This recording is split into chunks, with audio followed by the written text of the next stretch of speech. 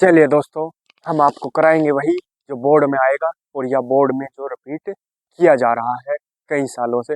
हम आपको वही सब कराते हैं जिससे आपका टाइम बच सके और आप बहुत कम टाइम में पढ़कर बहुत अच्छे नंबर ला सकें। हम आपके लिए लेकर आए हैं एक सीरीज, इसमें हम आपको सब सब्जेक्ट की जो सभी सब्जेक्ट हैं उनकी एक सीरीज प्रोवाइड करा के दे रहे हैं जिससे आपका टाइम बच सके और आप बहुत कम टाइम में पढ़कर बहुत अच्छे नंबर ला सकें। आज हम स्टार्ट कर रहे हैं चैप्टर नंबर 1 जिसका नाम है विलियन केमिस्ट्री 12th। तो हम इसे समझेंगे और इसमें जो क्वेश्चन रिपीट किए जा रहे हैं कई सालों से वे करेंगे। उसके अलावा हम और कुछ नहीं करने के, क्योंकि उन्हीं में से आएगा जो आएगा, उससे बाहर कुछ नहीं आने वाला। तो चैप्टर नंबर क्या है? 1 विलियन। है क्या विलियन? तो इस विलियन को समझने से पहले हमें क्या समझना होगा? दो चीजें, एक तो विलायक और एक विलेय, क्योंकि इसके न्यूमेरिकलों में भी सबसे ज्यादा इन्हीं दो चीजों का प्रयोग किया जाता है कि विलायक क्या है और विलेय क्या है। जब तक ये पता नहीं होने का तब तक ना तो ये पता होगा कि विलयन क्या होता है। तो विलायक क्या होता है? मान लिया जैसे हमने लिया क्या, चीनी ली एक तो, और प्लस पानी, चीनी को पानी में घोल लिया। क्या कर लिया? चीनी को पानी में घोल लिया। अब ज्यादा मात्रा में कौन होगा, पानी या चीनी? चीनी या पानी? कौन सा होगा ज्यादा मात्रा में? कौन होगा? पानी, क्योंकि पानी ज्यादा मात्रा में लेना पड़ेगा। और जब ज्यादा मात्रा में लेंगे इसे तभी तो चीनी उसमें घुलेगी। अगर चीनी ज्यादा होगी, पानी कम हो गया तो चीनी नहीं घुलेगी, तो विलयन नहीं बनेगा। तो जब जो चीज, पहली चीज तो जो चीज ज्यादा मात्रा में होगी विलयन में, वो क्या कहलाएगी? विलायक। वो क्या कहलाएगी? विलायक। और जो चीज कम मात्रा में होगी वो क्या कहलाएगी? विलेय। तो विलेय क्या है यहाँ? चीनी। और विलायक क्या है? पानी। दूसरा फंडा क्या है? विलायक क्या होगा? विलायक किसे कहेंगे? जिसे जिसमें विलेय को घोला जाएगा, जिसमें विलेय को घोला जाएगा वो क्या होगा? विलायक। या जो ज्यादा मात्रा में होगा वो भी क्या होगा? विलायक। विलेय क्या चीज होगा? जो कम मात्रा में होगा और जो विलायक में घुलेगा, जो विलायक में घुलेगा वो क्या होगा? विलेय। तो आई होप कि आपको समझ में आ गया होगा दोनों में डिफरेंस क्या है, विलायक और विलेय। अब करते हैं विलयन की बात। विलयन क्या चीज है? विलयन होगा विलायक प्लस विलेय बराबर क्या बनेगा? विलयन। जिसमें विलायक भी होगा और विलेय भी होगा, वो क्या बनेगा? विलयन। तो दो या दो से अधिक सामग्री, दो या दो से अधिक पदार्थों का सामग्री मिश्रण क्या कहलाओ? विलयन। ठीक, ये तो होगी विलयन की डेफिनेशन। विलायक विलयन, ठीक है। दो या दो से अधिक सामग्री पदार्थों का मिश्रण क्या कहलाएगा? विलयन। और विलायक की डेफिनेशन मैंने बता दी है, याद रखने की चीज है। जो विलयन में जो पदार्थ अधिक मात्रा में उपस्थित होता है वो क्या कहलाएगा? विलायक। और विलेय क्या कहलाएगा? विलयन में जो पदार्थ कम मात्रा में उपस्थित होता है वो क्या कहलाएगा? विलेय। यह एक और डेफिनेशन हम यही बना सके। विलायक क्या है? विलायक वह होता है जिसमें विलेय को घोला जाता है। विलायक क्या होगा? विलायक वह होता है जिसमें विलेय को घोला जाता है। और विलेय, अगर विलेय की डेफिनेशन देखें, विलेय वह होता है जो विलायक में घुलता है। ये सब क्या हो गया? क्लियर हो गया? विलायक भी, विलेय भी और विलयन भी। ठीक है, तो अब चलते हैं आगे। चलिए दोस्तों, देखते हैं अगला जो टॉपिक है हमारा, मोल प्रभाज्य या मोल अंश, जो कब आया हुआ? 2022 में इसकी डेफिनेशन पूछी गई थी। ठीक, तो क्या है इसकी डेफिनेशन? किसी विलयन में उपस्थित है, विलयन भी बता दिया मैंने क्या चीज हो, और विलेय या विलायक भी बता दिया क्या चीज हो। किसी विलयन में उपस्थित किसी अवयव, किसी अवयव का मतलब या तो विलेय हो या विलायक हो, दोनों में तो कोई सा भी, के मोलों की संख्या, इनके मोलों की संख्या हो, विलेय या विलायक के मोलों की संख्या, और विलयन में उपस्थित कुल मोलों की संख्या, और विलयन में टोटल कितने मोल हैं और विलेय या विलायक में कितने मोल हैं, इन दोनों का जो अनुपात होगा वो कितना होगा, काहे के बराबर होगा, उसे क्या कहेंगे? मोल प्रभाज्य या मोल अंश। ठीक है, अब पढ़ेंगे डेफिनेशन। किसी विलयन में उपस्थित किसी अवयव विलेय या विलायक के मोलों की संख्या और विलयन में उपस्थित कुल मोलों की संख्या के अनुपात को उस विलयन का, उस विलयन के उस अवयव का मोल अंश अथवा मोल प्रभाज कहते हैं। इसे x से प्रदर्शित करते हैं। चाहे तो मोल अंश आ जाओ, चाहे मोल प्रभाज आ जाओ। अब एनसीईआरटी में पहले पहले एनसीईआरटी नहीं थी तो पहले किताबों में क्या था, मोल अंश। अब वो मोल अंश हटा के क्या कर दिया, मोल प्रभाज एनसीईआरटी ने, ठीक है। अब अवयव का मोल अंश या मोल प्रभाज का फॉर्मूला होगा अवयव के मोलों की संख्या अपॉन मिश्रण में कुल मोलों की संख्या। मिश्रण यानी विलयन में कुल मोलों की संख्या, इसी का था। अगर डेफिनेशन भी भूल जाओ तो क्या लिखेंगे, क्या लिखेंगे, किसी विलयन में उपस्थित किसी अवयव के मोलों की संख्या इस फॉर्मूले से तथा विलयन में उपस्थित कुल मोलों की संख्या के अनुपात को, क्या, किसी विलयन में उपस्थित अवयव के मोलों की संख्या तथा मिश्रण में उपस्थित है, मिश्रण या विलयन में उपस्थित कुल मोलों की संख्या के अनुपात को उस अवयव का मोल प्रभाज कहते हैं, ठीक है। यदि किसी विलयन में विलय के Na मोल विलायक के Nb मोल में घुले हों, क्या, विलय के मोल कितने हैं, Na, और विलायक के Nb मोल में घुले, क्योंकि विलायक में ही घुलेंगे, विलय तो घुले हों तो कुल मोलों की संख्या कितनी होगी, मतलब विलयन बन जाएगा टोटल, और कुल कितना होगा, Na प्लस Nb होगा, ठीक आता है। अब फॉर्मूला क्या है, विलय का मोल अंश या मोल प्रभाज x से बराबर क्या होता है, Na, यानी विलय के मोल अपोन Na प्लस Nb यानी विलायक के मोल, विलयन के मोल। विलयन के भी, विलयन कब बनेगा, जब विलय भी होगा और विलायक भी होगा, इसमें दोनों आने नीचे। तो यानी Na के मोल, Na क्या है, विलय, तो इसमें क्या कहा था डेफिनेशन में, विलय या विलायक के मोल, कोई सा भी ले लो, विलायक का ले लो चाहे विलय का ले लो। तो जब विलय का मोल निकाल लेंगे हम, विलय का मोल प्रभाज निकाल लेंगे x से, तो ऊपर Na लेंगे, और जब विलायक का मोल प्रभाज निकालेंगे x की, तो ऊपर Nb लेंगे, क्योंकि विलायक क्या है, Nb, तो इसलिए Nb, और विलय क्या है, Na, इसलिए Na, और टोटल में नीचे टोटल का रहेगा, क्योंकि विलयन है टोटल, तो विलयन के मोलों की संख्या और विलायक के मोलों की संख्या या विलय के मोलों की संख्या के अनुपात क्या कहेगा, क्या कहलाएगा, मोल प्रभाज या मोल अंश।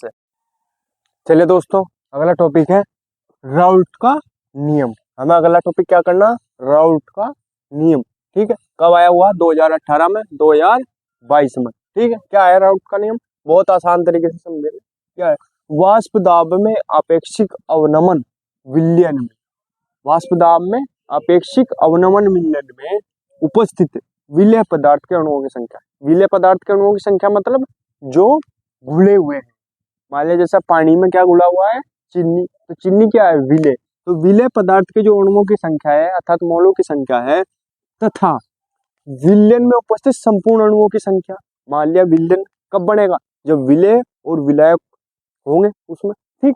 एक तरफ तो क्या है, विलय पदार्थ के अणुओं की संख्या, विलय पदार्थ के अणुओं की संख्या, विलय क्या, जो घुले हुए हैं, ठीक है। और दूसरी तरफ तथा विलयन में उपस्थित संपूर्ण अणुओं की संख्या, यानी संपूर्ण अणुओं की संख्या का मतलब है विलयन में तो क्या है, इसमें विलय के भी आगे और विलायक के भी आगे, तभी तो विलयन बनाओ, ठीक है। तथा संपूर्ण अणुओं तथा विलयन में उपस्थित संपूर्ण अणुओं की संख्या के अनुपात को क्या कहेंगे, काय के बराबर होगा, मोल प्रभाज के बराबर होता है। अनुपात विलय के मोल अंश के बराबर होता है। क्यों, ये जो डेफिनेशन है ये सेम है, बिल्कुल लगभग सेम किसके, मोल प्रभाज के, अगर आपने ध्यान से देखा होगा, ठीक है। तो क्या है, वाष्प दाब में अपेक्षिक अवनमन विलयन में उपस्थित विलय पदार्थ के अणुओं की संख्या तथा विलयन में उपस्थित संपूर्ण अणुओं की संख्या के अनुपात के बराबर होता है, अर्थात विलय के मोल अंश के बराबर होता है, ठीक है। अतः राउल्ट के नियम के अनुसार क्या बनेगा, फॉर्मूला क्या है इसका, P0 minus PS upon P0 बराबर N upon N plus N, बराबर कहेंगे होगा X विलय, ठीक है। अब देखो ये जो चीजें हैं क्या है, P0 क्या है, शुद्ध विलायक का वाष्प दाब, PS क्या है, अवाष्पशील विलय मिलाने पर प्राप्त विलयन का वाष्प दाब, और P0 माइनस PS क्या है, वाष्प दाब का अवनमन, ठीक है। तो स्क्रीनशॉट ले लेंगे, आगे बढ़ेंगे, फटाफट रिवीजन कर रहे हैं फटाफट। चलिए दोस्तों, देखते हैं अगला टॉपिक, क्वथनांक का उन्नयन। ये कौन से सन में आया हुआ, 2022 में, ठीक है। क्योंकि यूपी बोर्ड के ही हैं जो कितने सेट मिलते हैं, 7 सेट, और 7 सेट में से कौन से सेट में क्या पूछ ले ये कुछ पता नहीं होता, लेकिन जो आए हुए क्वेश्चन हैं में ही 95% रिपीट किए जाते हैं। ठीक है, तो देखेंगे क्वथनांक का उन्नयन। किसी अवाष्पशील विलय को, किसी अवाष्पशील विलय को विलायक में घोलने से, विलायक घोल ले यानी जैसे चीनी है, चीनी को काहे में घोल ले, जल में। ठीक है, अवाष्पशील जिसमें वाष्प न हो, अवाष्पशील विलय को विलायक में घोलने से विलायक के क्वथनांक में हुई वृद्धि को क्वथनांक का उन्नयन कहते हैं। और जहां भी उन्नयन शब्द आवे उसका मतलब होगा वृद्धि। ठीक है, उसमें क्या होगा, क्वथनांक में वृद्धि। अगर क्वथनांक का उन्नयन है तो क्वथनांक में वृद्धि हो रही, अगर क्वथनांक का अवनमन है तो क्वथनांक में कमी हो रही। अगर ये अवनमन है, अवनमन का मतलब क्या है, कमी। ठीक है, जहां अवनमन शब्द आ जाएगा वहां आ जाएगी कमी, और जहां उन्नयन शब्द आ जाएगा वहां आ जाएगी बढ़ोतरी यानी वृद्धि। ठीक है, तो क्या है, किसी अवाष्पशील विलय को विलायक में घोलने से विलायक के क्वथनांक में हुई वृद्धि को क्वथनांक का उन्नयन कहते हैं। ठीक है, इसे क्वथना इसे डेल टीबी द्वारा प्रदर्शित किया जाता है। डेल टीबी बराबर क्या होता है, 1000 गुना केबी गुना डब्लू अपॉन एम गुना डब्लू। ये छोटा डब्लू, ये बड़ा डब्लू। ये न्यूमेरिकल में बताऊंगे, न्यूमेरिकल में बहुत ज्यादा यूज होगा ना। आगे देखेंगे, दूसरा टॉपिक है हमारा हिमांक का अवनमन। ये कब आया, 2021 में। अवनमन का मतलब है कमी होता है। ठीक है, जब किसी द्रव विलायक में कोई अवाष्पशील विलय मिलाते हैं तो उसके वाष्प दाब में, उसके वाष्प दाब में कमी के साथ साथ हिमांक में भी क्या आ जाती है, कमी आ जाती है या कमी होती है। हिमांक में इस कमी को हिमांक का अवनमन कहते हैं। ठीक है, तो अवनमन का मतलब क्या होगा, कमी से। इससे डेल टी एफ से प्रदर्शित करते हैं। डेल टी एफ बराबर क्या होता है, 1000 गुना के एफ गुना डब्ल्यू अपॉन एम गुना डब्ल्यू। ठीक है, तो स्क्रीनशॉट ले लेंगे फटाफट, आगे करते हैं। चलिए दोस्तों, देखते हैं मोस्ट इंपोर्टेंट टॉपिक है परासरण और परासरण दाब भी इंटरेस्टिंग टॉपिक है, इसे समझाऊंगा मैं बहुत अच्छे तरीके से। पहले देखेंगे मोलर अवनमन स्थिरांक के अब क्या है, कब आया हुआ, 2018 और 2022 में। क्या है डेफिनेशन, किसी विलायक के 1000 ग्राम में किसी विद्युत अनपघट्य के 1 ग्राम मोल घोलने पर उसके हिमांक में जो अवनमन होता है, अवनमन का मतलब मैंने बताया कमी होती है, वह उस विलयन का मोलल अवनमन स्थिरांक केएफ कहलाता है। केएफ का जो फॉर्मूला है वो क्या है, एम गुना डेल टी एफ गुना डब्लू अपॉन 1000 गुना छोटा डब्लू। छोटे डब्लू से मतलब है विलय का भार और बड़े डब्लू से विलायक का भार। ठीक है, यानी जो ज्यादा मात्रा में होगा वो बड़ा डब्लू और जो कम मात्रा में होगा वो छोटा डब्लू होगा।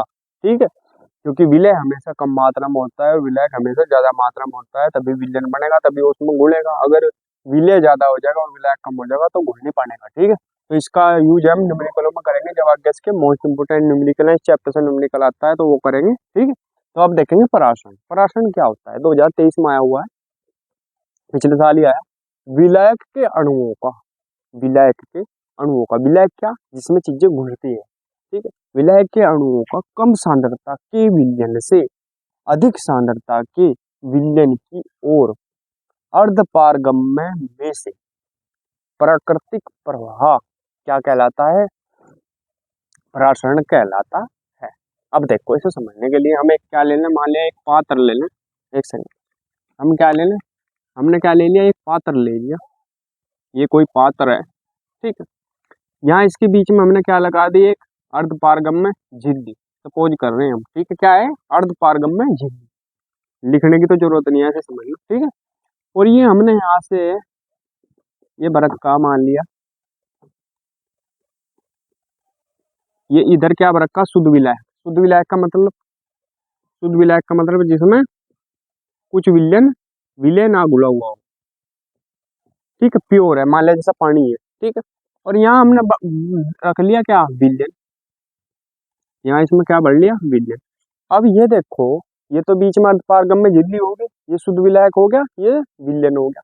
ठीक है, तो कंडीशन क्या है, होता क्या है कि जैसे ही हम ऐसे करते हैं तो ये क्या होगा, शुद्ध विलायक है जो, ये पतला होगा, गाढ़ा पतला होगा, जाहिर सी बात है, क्योंकि इसमें विलय नहीं घुला। जब तक विलय नहीं घुलने का तो ये पतला रहेगा, सांद्रता का मतलब वो सांद्रता का जो मोटा सा मतलब है, सीधा सा फंडा, जो ज्यादा गाढ़ा उसकी सांद्रता ज्यादा, जो ज्यादा पतला उसकी सांद्रता कम। ठीक है, तो शुद्ध विलायक की सांद्रता कम होगी, यानी ये कम गाढ़ा है। तो जब ये कम गाढ़ा है और विलयन क्या होगा, ज्यादा गाढ़ा होगा, तो ये जो अर्धपारगम्य झिल्ली में से विलयन तो आने का रहा इस साइड, क्या जाएगा, शुद्ध विलायक, क्योंकि ये पतला है, इसमें से निकल निकल के जाता रहेगा। और ये प्रोसेस क्या हो जाएगा, ये तो नीचे घटता रहेगा ऐसे, ये ऐसे नीचे आता रहेगा, ये ऐसा हो जाएगा और ये बढ़ जाएगा, ये बढ़ जाएगा, बढ़ जाएगा नहीं, बढ़ जाएगा, क्योंकि ये सारा शुद्ध विलायक है जो ये इसमें निकलता रहेगा अर्धपारगम्य झिल्ली में से होकर। तो क्या अब क्या लिखेंगे, अब देखेंगे क्या लिखा, विलायक के अणुओं का, विलायक के अणुओं का कम सांद्रता के विलयन से, कम सांद्रता का विलयन कौन सा, ये शुद्ध विलायक है। ठीक है, तो इसकी सांद्रता तो कम ही है क्योंकि ये कम पतला है, मतलब कम गाढ़ा है। ठीक है, विलयन से अधिक सांद्रता के विलयन की ओर, अर्ध अधिक सांद्रता के विलयन की ओर अर्धपारगम्य में से जो प्राकृतिक प्रवाह है, प्राकृतिक प्रवाह मतलब बहना, यानी इसमें से निकल के इसमें जाना, वो क्या कहलाता है, परासरण कहलाता है। ठीक है, तो उम्मीद है समझ में आ गया होगा। एक बार और देखो, अब इससे परासरण दाब से समझ में आ जाएगा, इसे क्लियर करें। अब देखो इसे क्या है, ये कब आया, 2022 और 23 में आया हुआ, इंपोर्टेंट है, लगातार पूछ लिया। ठीक है, तो परासरण दाब क्या है, परासरण की क्रिया को रोकने के लिए परासरण के विपरीत दिशा में विलयन पर आरोपित दाब क्या कहलाएगा, परासरण दाब कहलाता है। इसे पाई से व्यक्त करते हैं, कैसे, देखो मान लिया ये परासरण हो रहा है, ये शुद्ध विलायक है, ये विलयन है, हम ये तो प्राकृतिक प्रवाह है, ऑटोमेटिक ही जाएगा अर्धपारगम्य झिल्ली से इधर की ओर, क्योंकि जिधर गाढ़ा है उधर की ओर जाएगा, इधर तो पानी मतलब पतला है, ठीक है, उधर की ओर। अगर हम क्या करें, हम क्या करें, इस क्रिया को रोकने वास्ते, ये क्या क्रिया है, परासरण, इस क्रिया को रोकने वास्ते इस पे क्या देते हैं, कुछ वेट रख दें। ठीक है, इसे दबाव दे दें, इसे दाब दे दें। ठीक है, दाब दे दें तो क्या हो जाएगी, परासरण की क्रिया रुक जाएगी। और परासरण कहाँ होने लगेगा, विपरीत दिशा में, इस साइड। और ये प्रोसेस हटके अगर हम ऐसा करते रहेंगे तो ये क्या हो जाएगा, ये ऐसा हो जाएगा और ये शुद्ध विलायक में ऐसा हो जाएगा। ठीक है, जैसे जैसे इसे नीचे दाब देंगे वैसे वैसे इधर बढ़ता रहेगा। तो ये क्या हो गया, विपरीत। तो हमने क्या करा, परासरण की क्रिया को रोकने के लिए विपरीत दाब, विपरीत दिशा में जो दाब लगाया, यानी इस साइड, तो वो क्या होगा, वो क्या कहलाएगा, परासरण दाब कहलाता है। इसे कहाँ से प्रदर्शित करते हैं, पाई से। अब देखो, परासरण की क्रिया को रोकने के लिए, परासरण जा रहा था, हमने क्रिया को रोक दिया दाब लगा के।